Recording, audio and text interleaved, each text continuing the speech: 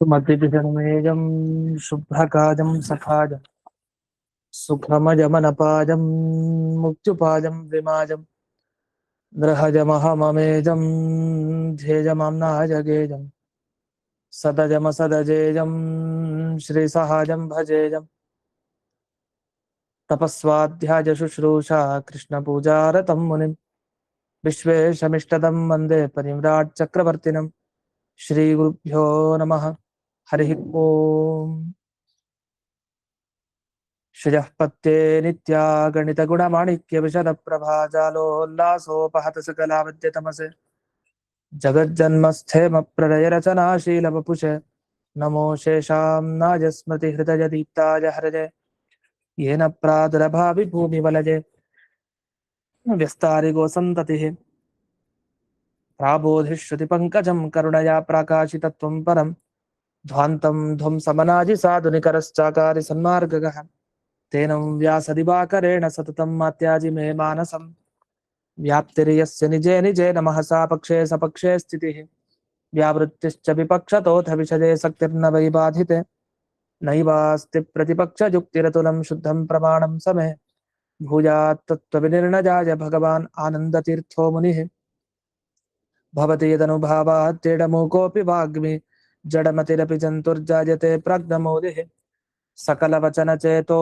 देवता भारती सा मम वचसि निधत्तां सन्निधिं मानसे च रमानिवासोचितवासभूमिः सन्न्यायरत्नावलिजन्मभूमिः वैराग्यभाग्यो मम पद्मनाभतीर्थामृताब्धिर्भवताद्विभूत्यै पदवाक्यप्रमाणज्ञान् प्रतिवादिमदच्छिदः श्रीमदक्षोभ्यतीर्थाख्यानुपतिष्ठे गुरून् मम श्रीमदानन्दतीर्थार्य सन्मनःसरसे भुवि अनुव्याख्याननलिने चञ्चरे कतिमे मनः न शब्दाब्धौ गाढाः न च निगमचर्चासु चतुराः न च न्याये प्रौढाः न च विदितवेद्यापि वयं परं श्रीमत्पूर्णप्रमति गुरुकारुण्यसरणिं प्रपन्नामान्या स्मः किमपि च वदन्तोऽपि महताम् ॐ नारायणं निखिलपूर्णगुणैकदेहं निर्दोषमप्यतममप्यखिलैः सुवाक्यैः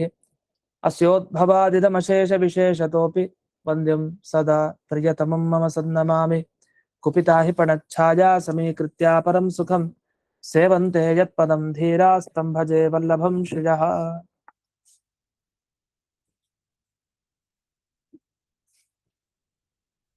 ಈಗ 211ನೇ ಪೇಜಲ್ಲಿ ಗುರುವರ್ಥ ದೀಪಿಕಾ ಟಿಪ್ಪಣಿ 211ನೇದು ಮೂಲ. ಆ ಮೂಲದಲ್ಲಿ ಗುರುವರ್ಥ ದೀಪಿಕಾ ಟಿಪ್ಪಣಿ ವಿಚಾರ ಹೇಳ್ತಾ ಇದ್ದೇನೆ. ಅದು ವಿದ್ಯಾಧಿಕರಣದ ಅರ್ಥವನ್ನ ಅವ್ರು ಹೇಗೆ ಹೇಳ್ತಾರೆ ಅಂತ ಬಂತು.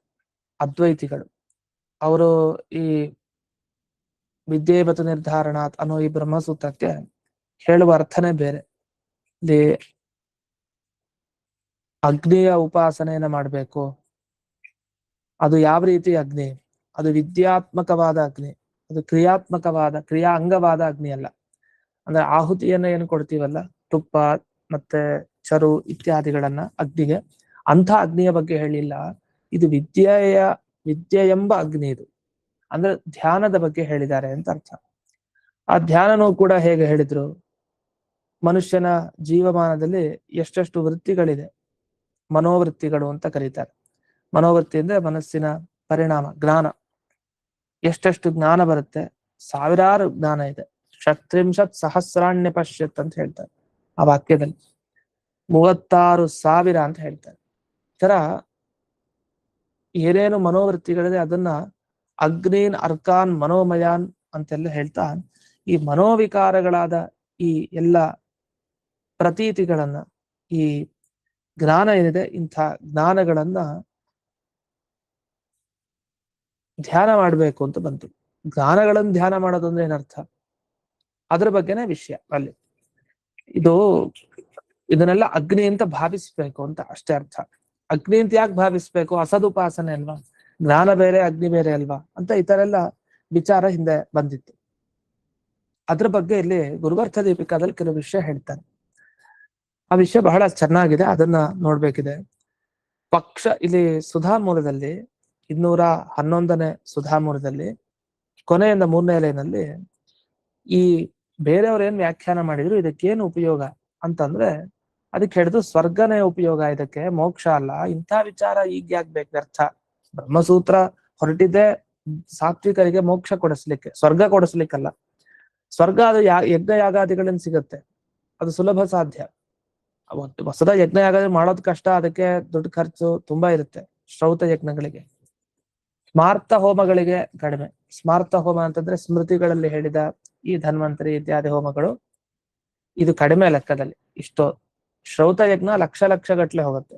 ಶ್ರೌತ ಯಜ್ಞಗಳನ್ನ ಮಾಡ್ಲಿಕ್ಕೆ ಬಹಳ ಆಯಾಸ, ಅದಕ್ಕೆ ಸಿದ್ಧತೆ ಮಾಡ್ಕೊಬೇಕು ತುಂಬಾ. ಕೆಲವು ಶ್ರೌತ ಯಜ್ಞ 4 ಲಕ್ಷ, ಕೆಲವು 8, 10 ಲಕ್ಷ ಹೀಗೆಲ್ಲ ಆಗತ್ತೆ. ಒಂದ್ಸಲಿ ಯಜ್ಞ ಮಾಡಿಸ್ಬೇಕು ಅಂತ ಆದ್ರೆ ತುಂಬಾ ಖರ್ಚಾಗತ್ತೆ. ಅಂಥ ಯಜ್ಞ ಯಾಗಾದಿಗಳು ಮಾಡಿದ ಉಪಯೋಗ ಸ್ವರ್ಗ ಲಾಭ ಅಂತ ಹೇಳ್ತಾರೆ ಮುಂದೆ. ಈ ಸ್ಮಾರ್ತ ಹೋಮಗಳಿಂದ ಸ್ವರ್ಗ ಎಲ್ಲಿ ಸಿಗತ್ತೆ? ಹೋಮಾನ್ ಹೋಮದಿಂದ ಸ್ವರ್ಗ ಎಲ್ಲಿ ಸಿಗುತ್ತೆ? ಹಾಗೆಲ್ಲ ಸ್ವರ್ಗ ಸಿಗಲ್ಲ. ಈ ತಾತ್ಕಾಲಿಕವಾದ ಈ ಸಮಯದಲ್ಲಿ ಏನು ಅನಿಷ್ಟ ಇದೆ ಅದನ್ನ ಪರಿಹಾರ ಮಾಡ್ಕೊಳ್ಬಹುದಷ್ಟೇ. ಅಲ್ಲೆಲ್ಲ ಪಾಪಗಳ ಪರಿಹಾರ ಹೇಳ್ತಾರೆ, ನಿಜ. ಪಾಪಗಳ ಶುದ್ಧಿ ಎಲ್ಲ ತತ್ವಜ್ಞಾನಕ್ಕೆ ಸಾಧನ ಆಗ್ಬೇಕಷ್ಟೆ. ಪಾಪಗಳ ಶುದ್ಧಿಯಾಗಿ ಮನಃಶುದ್ಧಿಯಾಗಿ ತತ್ವಜ್ಞಾನ ಪಡಿಬೇಕು, ಈ ತರ ಎಲ್ಲ ಹೇಳ್ತಾರೆ. ಸ್ವರ್ಗನೇ ಬೇಕು ಅಂತ ಇದ್ರೆ ಅದಕ್ಕೆ ಕೆಲವು ಕೆಲವು ಯಜ್ಞಗಳನ್ನ ಹೇಳಿದ್ದಾರೆ. ಇದು ಪೌಮಾನ ಹೋಮದಿಂದ ಸ್ವರ್ಗ ಸಿಗತ್ತೆ ಅನ್ನಲಿಕ್ಕೆ ಒಂದು ವಾಕ್ಯ ಸಿಗಲ್ಲ. ಆದ್ರೆ ಕೊನೆ ಫಲಶ್ರುತಿಲಿ ಬೇಕಾದಷ್ಟು ವಿಷಯನ ಹೇಳಿರ್ತಾರೆ. ಈ ಫಲ ಸಿಗತ್ತೆ, ಅವನು 7 ಜನ್ಮಸು ಎಲ್ಲ ಬರುತ್ತಲ್ಲ, 7 ಜನ್ಮದಲ್ಲಿ ಅವನು ದರಿದ್ರನಾಗ್ಲಿಕ್ಕೆ ಸಾಧ್ಯನೇ ಇಲ್ಲ, ಅವನು ಶ್ರೀಮಂತನಾಗಿ ಇರ್ತಾನೆ, ಹಾಗೆ ಹೇಗೆ ಎಲ್ಲ ಧನಾಢ್ಯೋ ವೇದ ಪಾರಕ ಅಂತೆಲ್ಲ ಬರುತ್ತಲ್ಲ, ಹಾಗೆ ಅದೆಲ್ಲ ಫಲಶ್ರುತಿ. ಇಲ್ಲಿ ಅದೇ ತರ ಅಭ್ಯುದಯೇವ ಹಿ ಅಸ್ಯ ಪ್ರಯೋಜನ ಬಂದಿದ್ದಾರೆ. ಒಂದು ಯಜ್ಞ ಒಂದು ಹೋಮ ಅಂತ ಹೇಳಿದ್ರೆ ಅದಕ್ಕೊಂದು ಫಲ ಹೇಳಿರ್ತಾರೆ. ಇಲ್ಲಿ ಅಭ್ಯುದಯ ಅಂತ ಹೇಳಿದ್ದಾರೆ. ಅಭ್ಯುದಯ ಅಂದ್ರೆ ಸ್ವರ್ಗ ಅಂತ ಅರ್ಥ. ಇನ್ನೊಂದು ಸ್ವರ್ಗ ಅಂತ ಅರ್ಥ ಅಲ್ಲ, ಬರೋ ಪಾಪ ಏನ್ ಸಂಭವಿಸುತ್ತೆ, ಬರೋ ಸಂಭವ ಏನಿದೆ ಪಾಪದ್ದು, ಅದರ ಪರಿಹಾರ, ಅದೇ ಅಭ್ಯುದಯ. ಅಭ್ಯುದಯ ಆಗೋದಂದೇನು, ಇರೋ ಪಾಪ ಎಲ್ಲ ಕಳ್ಕೊಳ್ಳೋದು, ಅಥವಾ ಮುಂದೆ ಬರೋ ಪಾಪನೆಲ್ಲ ಬರ್ದೇ ಇರೋ ಹಾಗೆ ಮಾಡ್ಕೊಳ್ಳೋದು, ಇದೇ ಅಭ್ಯುದಯ ಅಂದ್ರೆ. ಇದನ್ನ ಇಲ್ಲಿ ವಿವರಿಸ್ತಾ ಹೋಗ್ತಾರೆ. ಹಾಗೆ ಅವರ ಸಿದ್ಧಾಂತದ ವಿಷಯಗಳನ್ನ ಹೇಳಿ ಅವ್ರದ್ದು ಯಾಕೆ ಸರಿ ಇಲ್ಲ ಅನ್ನೋದನ್ನ ಇಲ್ಲಿ ಹೇಳಿದ್ದಾರೆ ವಾದಿರಾಜರು. ಏನಂತ? ಅಭ್ಯುದಯೇವ ಹಿ ಅಸ್ಯ ಪ್ರಯೋಜನ ಇತ್ಯತ್ರ ನಿತ್ಯ ನೈಮಿತ್ತಿಕ ಕರ್ಮಣೋಪಿ ವಿದ್ಯಾ ಶೇಷತೆಯ ಉಕ್ತ ಅಗ್ನೌ ಚರಣಮಪಿ ಅಕರಣೆ ಪ್ರಾಪ್ತ ಪ್ರತ್ಯವಾಯ ಪರಿಹಾರಾಖ್ಯ ಅಭ್ಯುದಯಾರ್ಥಮೇವ ಜ್ಞಾನಂತು ಶ್ರವಣ ಮನನಾದಿನೇವ ಇತಿ ಪರಸ್ಯಾಪಿ ಸಿದ್ಧಾಂತ ಅಂತ. ಅಂದ್ರೆ ಪರಮತದಲ್ಲೂ ಏನ್ ಸಿದ್ಧಾಂತ ಒಪ್ಕೊಂಡಿದ್ದಾರೆ ಅಂದ್ರೆ, ಜ್ಞಾನ ಒಬ್ಬ ಜೀವನಿಗೆ ಬರಬೇಕು ಅಂದ್ರೆ ಸರಿಯಾದ ಜ್ಞಾನ, ಅದಕ್ಕೆ ಶ್ರವಣ ಮನನ ಇವುಗಳೇ ಬೇಕು ಅಂತ, ಇದೇ ಮುಂದಾದವುಗಳು ಬೇಕು. ಆದ್ರೆ ಈ ಅಭ್ಯುದಯ ಬೇಕು ಅಂತ ಆದ್ರೆ, ಅಂದ್ರೆ ನಾವು ಒಂದು ಸತ್ಕರ್ಮ ಮಾಡದೇ ಇದ್ದಾಗ ಪಾಪ ಬಂದ್ರೆ ಅದನ್ನ ಪರಿಹಾರ ಮಾಡ್ಕೊಳ್ಬೇಕಲ್ಲ, ಅಂಥ ಪಾಪ ಪರಿಹಾರ ಮಾಡ್ಕೊಳ್ಳುವಂತ ಅಭ್ಯುದಯ ಬೇಕು ಅಂತ ಆದ್ರೆ, ಈಗ ಹಿಂದೆ ಏನ್ ಹೇಳಿದ್ರಲ್ಲ, ಪ್ರತಿಯೊಂದು ಈ ವಿದ್ಯಾರೂಪವಾದ ಅಗ್ನಿ ಅದರಲ್ಲಿ ಆಚರಣೆ ಮಾಡ್ಬೇಕು. ನಿತ್ಯ ನೈಮಿತ್ತಿಕ ಕರ್ಮಣೋಪಿ ಅಂದ್ರೆ ನಿತ್ಯ ಕರ್ಮ, ನೈಮಿತ್ತಿಕ ಕರ್ಮ ಅಂತ ಹಿಂದೆ ಎಲ್ಲ ವಿವರಣೆ ಬಂತು, ಅದನ್ನ ನೋಡಾಗಿದೆ ನಾವು. ಆ ನಿತ್ಯ ಕರ್ಮ ನೈಮಿತ್ತಿಕ ಕರ್ಮಗಳೇನಿದೆ ಅದನ್ನ ಆಚರಿಸಬೇಕು. ಹೇಗೆ ಆಚರಿಸೋದು? ವಿದ್ಯಾಶೇಷತೆಯ ಮುಕ್ತ ಅಗ್ನು, ವಿದ್ಯೆಯ ಒಂದು ಅಂಗ ಅಂತ ತಿಳಿಬೇಕಾದ ಅಗ್ನಿಯಲ್ಲಿ ಆಚರಣೆ ಮಾಡಬೇಕು ಅಂತ. ಅಂದ್ರೆ ವಿದ್ಯೆ ಅನ್ನೋದೇ ಒಂದು ದೊಡ್ಡ ಅಗ್ನಿ, ಅದು ಜ್ಞಾನಾಗ್ನಿ ಅಂತ ಹೇಳ್ತೀವಲ್ಲ, ಜ್ಞಾನ ಅನ್ನೋ ಅಗ್ನಿ, ಆ ಥರ ಹಾಗೆ ಚಿಂತನೆ ಮಾಡಬೇಕು ಅಂತ ಬಂತು. ಅತಃ ಮೋಕ್ಷ ಸಾಧನ ವಿಚಾರಾಯ ಪ್ರವೃತ್ತಸ್ಯ ನೇಯಂ ಮೀಮಾಂಸಾ ಪ್ರಕೃತ ಉಪಯೋಗಿನಿ. ಹಾಗಾಗಿ ಈ ಅಗ್ನಿಯಲ್ಲೇ ನಾವು ಈ ತರದ ಆಚರಣೆ ಮಾಡ್ಲಿಕ್ಕೆ ಏನು ಉಪಯೋಗ ಇದೆ ಅಂತಂದ್ರೆ, ಅದರಿಂದ ವಿದ್ಯಾತ್ಮಕವಾದ ಅಗ್ನಿಯನ್ನ ಅವನು ಇಲ್ಲಿ ಗ್ರಹಣ ಮಾಡಿದ್ರೆ, ಅದನ್ನ ಧ್ಯಾನ ಮಾಡಿದ್ರೆ, ಅವಾಗ ಅವನಿಗೆ ಅಭ್ಯುದಯ ಫಲ ಅಂತ ಹೇಳಿದೆ, ಸ್ವರ್ಗ ಫಲ ಅಷ್ಟೇ. ಆದ್ರೆ ಈಗ ಬ್ರಹ್ಮಸೂತ್ರ ಹೊರಟಿರೋದೇ ಮೋಕ್ಷ ಸಾಧನ ವಿಚಾರಾಯ ಪ್ರವೃತ್ತ, ಮೋಕ್ಷ ಸಾಧನದ ವಿಚಾರದ ಬಗ್ಗೆ ಹೊರಟಿರೋದು ಈ ಬ್ರಹ್ಮಸೂತ್ರ. ಅದನ್ನ ಇಂಥ ವಿಚಾರ ಪ್ರಕೃತಕ್ಕೆ ಉಪಯೋಗಿ ಅಲ್ಲ, ಅದರಿಂದ ಈ ತರ ವ್ಯಾಖ್ಯಾನ ಮಾಡಬೇಡಿ. ಒಂದು ವೇಳೆ ಹೇಗೋ ಒಂದ್ ರೀತಿ ಇದು ವಿದ್ಯೆಗೆ ಒಂದ್ ಅಂಗ ಅಂತ ಇಟ್ಕೊಳ್ಳೋಣ, ಅಂದ್ರೆ ಬರಬೇಕಾದ ಜ್ಞಾನಕ್ಕೆ ಇದು ಒಂದ್ ಅಂಗ ಅಂತ ಇಟ್ಕೊಳ್ಳೋಣ. ಅದು ಸಾಕ್ಷಾತ್ತಾಗಿ ಮೋಕ್ಷಕ್ಕೆ ಬೇಕಾದ ಸಾಧನ ವಿಚಾರ ಏನಿದೆ ಅದರಲ್ಲಿ ಸೇರಲ್ಲ. ಯಾಕೆಂದ್ರೆ ಇದನ್ನ ಚಿಂತನೆ ಮಾಡಿ ನಾವೇನ್ ಮಾಡ್ಬೇಕೀಗ? ಈ ಅಗ್ನಿಗಳು ಅಂದ್ರೆ ಈ ಮನೋವೃತ್ತಿ ಎಂಬ ಅಗ್ನಿ, ನಮ್ಮ ಮನಸ್ಸಿನ ಪರಿಣಾಮವಾದ ಆ 36,000 ಏನೊಂದು ಅಹಸ್ಸು ಕಾಲ ವಿಶೇಷದಲ್ಲಿ ಏನು ಬರುತ್ತೆ ಅದನ್ನೆಲ್ಲ ಅಗ್ನಿ ಅಗ್ನಿ ಅಂತ ಚಿಂತನೆ ಮಾಡೋದ್ರಿಂದ ಏನ್ ಫಲ ಸಿಗತ್ತೆ? ಮೋಕ್ಷ ಅಂತೂ ಸಿಗಲ್ಲ ನೇರವಾಗಿ. ಇದನ್ನ ವಿಚಾರ ಮಾಡಿದ್ರಿಂದ ಸ್ವರ್ಗಕ್ಕೆ ಹೋಗಬಹುದು, ಅಷ್ಟೇ ಬಿಟ್ರೆ ಅದರಿಂದ ಮಹತ್ ಲಾಭ ಏನಿಲ್ಲ ಮೋಕ್ಷಕ್ಕೆ ಹೋಗ್ಲಿಕ್ಕೆ. ಹಾಗಾಗಿ ನ ಸಾಕ್ಷಾನ್ ಮೋಕ್ಷ ಸಾಧನ ವಿದ್ಯಾ ವಿಚಾರ, ಇದು ಮೋಕ್ಷಕ್ಕೆ ಸಾಕ್ಷಾತ್ತಾಗಿ ಹೋಗ್ಲಿಕ್ಕೆ ಬೇಕಾದ ಸಾಧನಗಳೇನಿದೆ ಅದರ ಬಗ್ಗೆ ಇದು ವಿಚಾರ ಮಾಡ್ತಾ ಇಲ್ಲ. ಅದರಿಂದ ಅದರ ಉಪಾಸನೆನೂ ಉಪಯುಕ್ತ ಅಲ್ಲ.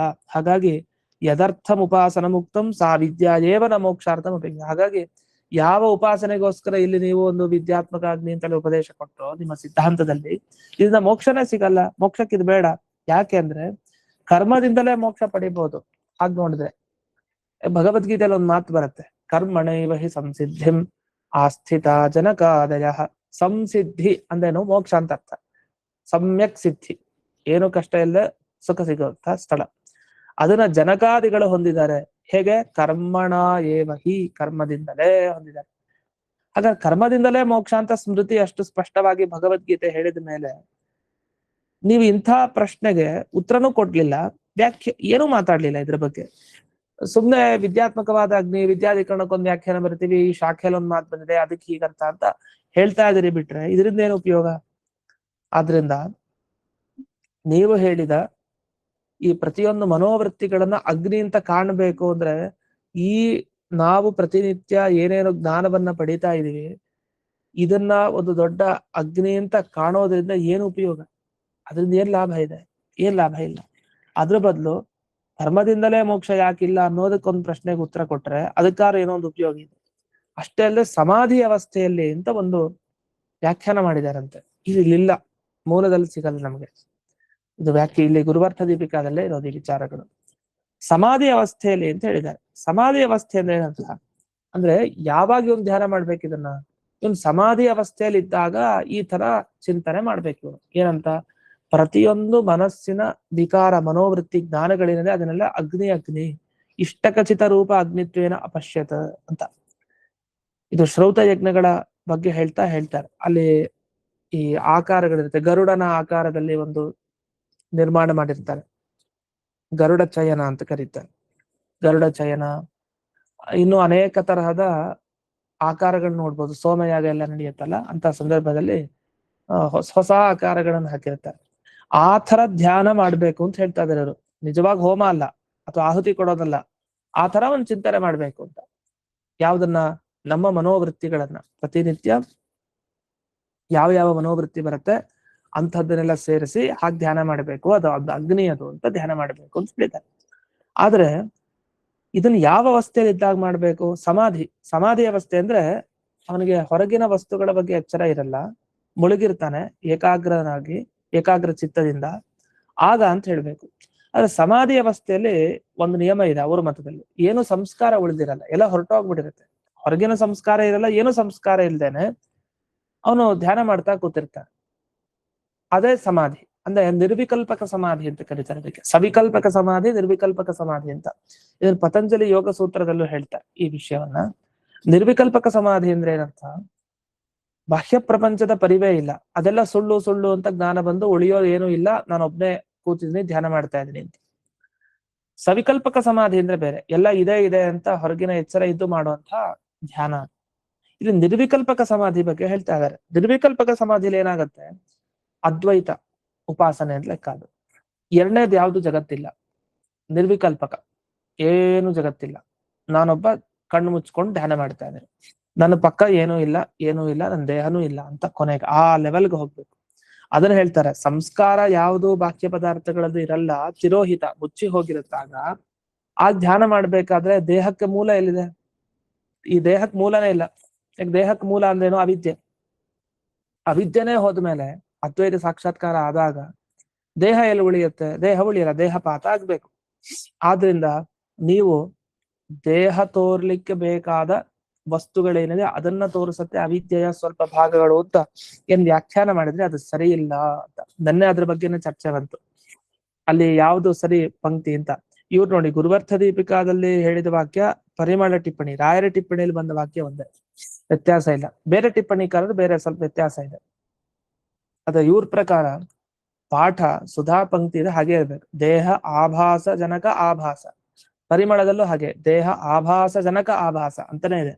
ಯಾದು ಪತ್ರದಲ್ಲಿ ದೇಹ ಅವಭಾಸಜನಕ ಆಭಾಸ ಅಥವಾ ದೇಹ ಈ ತರ ಒಂದು ವ್ಯತ್ಯಾಸವನ್ನ ನೋಡಿದ್ರು. ಇನ್ನು ಕೆಲವರು ಇನ್ನೂ ವ್ಯತ್ಯಾಸವನ್ನ ಮಾಡ್ಕೊಂಡಿದ್ರು. ಹೀಗೆ ಈ ಪಾಠ ಭೇದವನ್ನ ಕಂಡು ಪರಿಮಳ ಟಿಪ್ಪಣಿಯಲ್ಲಿ ಅದರ ಜೊತೆಗೆ ಗುರುವರ್ಥ ದೀಪಿಕಾ ಟಿಪ್ಪಣಿ ಈ ಎರಡು ಟಿಪ್ಪಣಿಯಲ್ಲಿ ಇರುವಂತಹ ವಾಕ್ಯದ ಮಾತ್ರ ವ್ಯತ್ಯಾಸ ಇಲ್ಲ. ಇದು ಒಂದೇ ತರ ಇದೆ. ಇದೊಂದು ವಿಷಯ. ಇದಾದ್ಮೇಲೆ ಮುಂದಕ್ಕೆ ಒಂದು ಮಾತು ಹೇಳ್ತಾರೆ.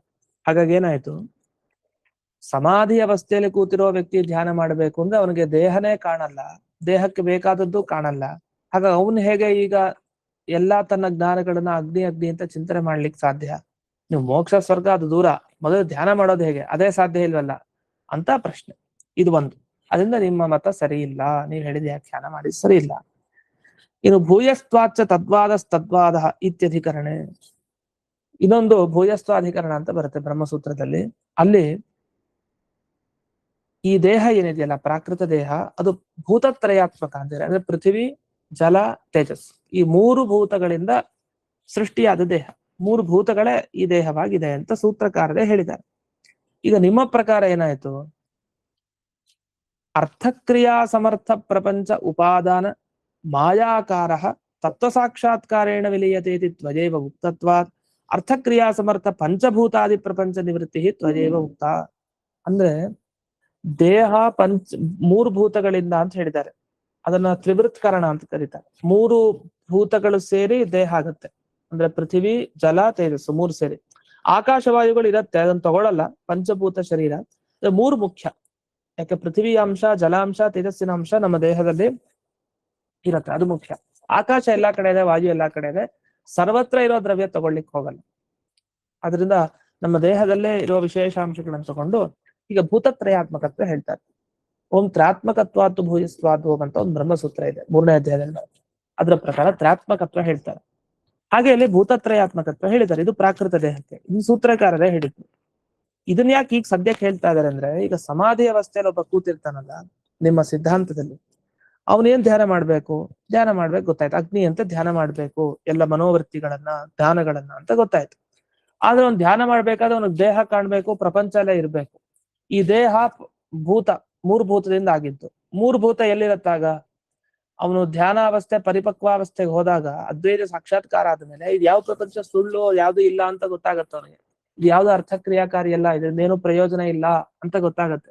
ಹಾಗಾಗಿ ಪ್ರಯೋಜನ ಇಲ್ಲದೇ ಇರೋಂಥ ಈ ಪಂಚಭೂತಗಳು ಅಂತ ಗೊತ್ತಾದ್ಮೇಲೆ ಆ ಭೂತತ್ರಯದಿಂದ ಆದ ಈ ದೇಹ ದರ್ಶನ ಹೇಗಾಗ್ಲಿಕ್ಕೆ ಸಾಧ್ಯ ಅವನಿಗೆ? ಯಾಕೆ ಜ್ಞಾನ ಬಂದಾಗೆ ಅವನಿಗೆ ಅದ್ವೈತ ಇದು ಅವಿದ್ಯೆ ಪೂರ್ಣ ಹೋಗಿರುತ್ತೆ. ಅವಿದ್ಯೆ ಪೂರ್ಣ ಹೋದ್ಮೇಲೆ ಅವನಿಗೆ ದೇಹ ದರ್ಶನ ಹೇಗೆ? ಹಾಗಾಗಿ ಅಪರೋಕ್ಷ ಜ್ಞಾನ ಬಂದ ಮೇಲೆ ಪ್ರಾರಬ್ಧ ಕರ್ಮ ಇದೆ, ಹಾಗಾಗಿ ಈ ದೇಹ ಪರಂಪರೆ ಇರಬಹುದಲ್ವಾ ಅಂತ ನೀವು ಪ್ರಶ್ನೆ ಮಾಡ್ಬೇಕು. ಆದ್ರೆ ಇದು ಸಂಪೂರ್ಣ ಸೂತ್ರ ವಿರುದ್ಧ, ನೀವು ಹೇಳಿದ ಮಾತಿಗೆ ವಿರೋಧ. ಯಾಕೆಂದ್ರೆ ನೀವೇ ಹೇಳ್ತಾ ಇದ್ದೀರಿ ಭೂತತ್ರಯಾತ್ಮಕ ದೇಹ ಅಂತ. ದೇಹ ಹೇಗ್ ಕಾಣ್ಲಿಕ್ಕೆ ಸಾಧ್ಯ? ಸ್ವಲ್ಪ ಅವಿದ್ಯೆ ಉಳಿಲಿ ಜೀವನ್ ಮುಕ್ತಿ ಅವಸ್ಥೆಯಲ್ಲಿ, ತಾವತ್ತ ದೇಹ ಕಾಣ್ಬಾರ್ದು. ಯಾಕೆಂದ್ರೆ ದೇಹ ಅಂದ್ರೆ ಅದು ಭೂತಗಳಿಂದ ಆಗಿರೋದು. ಭೂತ ಇಲ್ವೇ ಇಲ್ಲ ಅಂದ್ರೆ ಭೂತಗಳಿಂದ ಆ ದೇಹ ಹೇಗೆ ದರ್ಶನ ಇದೆ? ಹಾಗಾಗಿ ದೇಹಪಾತ ಆಗೋಗಿರುತ್ತೆ. ಜೀವನ್ ಮುಕ್ತಿ ಅವಸ್ಥೆಯಲ್ಲಿ ದೇಹ ಬಿದ್ದು ಹೋಗಿದೆ. ಇದ್ಮೇಲೆ ಅವ್ನು ಮೋಕ್ಷಕ್ಕೆ ಹೋಗ್ಬೇಕಷ್ಟೇ. ಅವನಿಗೆ ಈ ಭೂಮಿ ಮೇಲೆ ಇರ್ಲಿಕ್ಕೆ ಹಕ್ಕಿಲ್ಲ, ಅವ್ನು ಇರ್ಲಿಕ್ಕೆ ಸಾಧ್ಯ ಇಲ್ಲ. ಅದರಿಂದ ಕಥಂ ಕೇವಲ ಅವಿದ್ಯಾಲೇಶ ಮಾತ್ರೇಣ, ಕೇವಲ ಸ್ವಲ್ಪ ಅವಿದ್ಯೆ ಉಳಿದಿರೋದ್ರಿಂದ ಆ ಜೀವನ್ ಮುಕ್ತಿ ಅವಸ್ಥೆ ಕೂಡಿಸ್ತೀವಿ ನೀವು ಹೇಳಿದ್ದೇ ಸರಿ ಇಲ್ಲ. ಯಾಕೆಂದ್ರೆ ಇದು ಸೂತ್ರ ವಿರುದ್ಧ. ಅಂದ್ರೆ ಭೂತತ್ರಯಾತ್ಮಕವಾಗಿದೆ ದೇಹ ಅಂತ ಸೂತ್ರಕಾರರು ಹೇಳಿದಾರೆ, ಅದಕ್ಕೆ ವಿರುದ್ಧ. ನಿಮ್ಮ ಮಾತಿಗೆ ವಿರುದ್ಧವಾಗಿದೆ. ನೀವೇ ಹೇಳ್ತೀರಿ. ಏನಂತ ಹೇಳಿದಿರಿ ನೀವು? ತತ್ವ ಸಾಕ್ಷಾತ್ಕಾರ ಆದಾಗ, ತತ್ವಜ್ಞಾನ ಬಂದಾಗ ಧ್ಯಾನಾವಸ್ಥೆಯಲ್ಲಿರೋನ್ಗೆ ಇಡೀ ಅರ್ಥಕ್ರಿಯಾಕಾರಿಯಾದ ಇಡೀ ಪ್ರಪಂಚಕ್ಕೆ ಕಾರಣವಾದ ಮಾಯೆ ಹೊರಟೋಗುತ್ತೆ. ಮಾಯೆ ಹೋದ್ರೆ ಪ್ರಪಂಚ ಇರಲ್ಲ, ಪ್ರಪಂಚ ಇಲ್ಲ ಅಂದ್ಮೇಲೆ ದೇಹನೂ ಇರಲ್ಲ ಅಂತ ಸ್ಪಷ್ಟ. ಇದಿದ್ದಾಗ ಈ ತರ ವ್ಯಾಖ್ಯಾನ ಹೇಗ್ ಮಾಡಿದ್ರಿ? ನಿಮ್ಮ ಮಾತಿಗೆ ವಿರುದ್ಧವಾಗಿ ನೀವು ಹೇಳ್ತೀರಿ, ಸೂತ್ರಕಾರರ ಮಾತಿಗೆ ವಿರುದ್ಧವಾಗಿ ಹೇಳ್ತೀರಿ. ಅಷ್ಟೇ ಅಲ್ಲ, ಇಂದ್ರೋ ಮಾಯಾಭಿಪುರು ರೂಪಯತೆ ಅಂತ ಒಂದು ವೇದವಾಕ್ಯ ಬೇರೆ ಕೊಡ್ತೀರಿ, ಅನೇಕ ಮಾಯೆ ಇದೆ ಅಂತ. ಅಲ್ಲಿ ಇಂದ್ರದೇವರ ರೂಪ ಬಹಳ ಇದೆ ಅಂತ ಹೇಳಿದ್ದಾರೆ ಹೊರತು ಜ್ಞಾನಿನೋ ಬಹುರೂಪತ್ವಸ್ಯ ಅತ್ರ ಕಥನ. ಜ್ಞಾನಿಗಳಿಗೆ ಅನೇಕ ರೂಪ ಇದೆ ಅಂತ ಹೇಳಿಲ್ಲ. ಅಂದ್ರೆ ಇವಾಗ ಕೆಲವರು ಏನ್ ಅರ್ಥ ಮಾಡಿದ್ದಾರೆ ಅದಕ್ಕೆ, ಇಂದ್ರೋ ಮಾಯಾಭಿ ಅಂದ್ರೆ ಈಗ ಒಂದು ಅವಿದ್ಯೆ ಇರುವಂತ ಒಬ್ಬ ಜೀವ, ಇನ್ನೊಂದು ಅವಿದ್ಯೆ ಇರೋ ಜೀವ, ಇನ್ನೊಂದು ಅವಿದ್ಯೆ ಇರೋ ಜೀವ, ಒಬ್ಬನೇ. ಆದ್ರೆ ಅನೇಕ ಮಾಯೆಗಳ ಆಕಾರ. ಅದು ನಾವು ಇನ್ನೂ ಜೀವನ್ ಮುಕ್ತಿಯಲ್ಲಿ ಇದ್ದಾನೊಬ್ಬ, ಇನ್ನೊಬ್ಬ ಇನ್ನೂ ಸಂಸಾರದಲ್ಲಿದ್ದಾನೆ, ಇನ್ನೊಬ್ಬ ಮೋಕ್ಷದಲ್ಲಿದ್ದಾನೆ. ಹೀಗೆ ಒಬ್ಬನೇ ಜೀವನಿಗೆ ಬೇರೆ ಬೇರೆ ತರದ ಮಾಯೆಗಳ ಸಂಪರ್ಕ ಬಂದಾಗ ಒಂದೊಂದು ಜಾಗದಲ್ಲಿ ಇರ್ತಾರೆ ಅಂತ ಹೇಳಿದ್ದಾರೆ. ಅದು ಈ ತರ ಅಲ್ಲ. ಯಾಕೆಂದ್ರೆ ಇಂದ್ರೋ ಮಾಯಾಭಿ ಅಂತ ಇಂದ್ರದೇವರಿಗೆ ಅನೇಕ ರೂಪ ಹೇಳಿದ್ದಾರೆ ಹೊರತು ಆ ವೇದದಲ್ಲಿ ನಿಮಗಲ್ಲ, ಜ್ಞಾನಿಗಳಿಗೆಲ್ಲ ಹೇಳಿತ್ತು ಅಂತ. ಈ ತರ ಇಲ್ಲಿ ಹೊಸದಾದ ಕ್ರಮವನ್ನ ಗುರುವರ್ಥ ದೀಪಿಕಾದಲ್ಲಿ ಈ ಟಿಪ್ಪಣಿಯಲ್ಲಿ ವಾದಿರಾಜರು ಖಂಡನೆಯನ್ನ ಮಾಡಿದ್ದಾರೆ ಆ ಪರಮತವನ್ನ. ಅದರ ವಿಶೇಷ ಇಲ್ಲಿಗೆ ಮುಕ್ತಾಯ ಆಯ್ತು. ಇನ್ನೊಂದು ವಿಚಾರ ಇದೆ, ಮತ್ತೆ ಪಾಠಭೇದ ವಿಚಾರ, ಅದನ್ನ ನಾಳೆ ದಿವಸ ನೋಡೋಣ ಅಂತ ಹೇಳ್ತೆ. ಇಂದಿನ ಪಾಠವನ್ನ ಗುರುವಂತರ್ಗತ ವ್ಯಾಸತೀರ್ಥ ಗುರುವಂತರ್ಗತ ಭಾರತೀಯ ರಮಣ ಮುಖ್ಯ ಪ್ರಾಣಾಂತರ್ಗತ ಶ್ರೀಮನ್ಮೂಲ ಗೋಪಾಲಕೃಷ್ಣನಿಗೆ ಅರ್ಪಣೆಯನ್ನು ಮಾಡ್ತಾರೆ. ಶ್ರೀಕೃಷ್ಣ ಅರ್ಪಣೆ.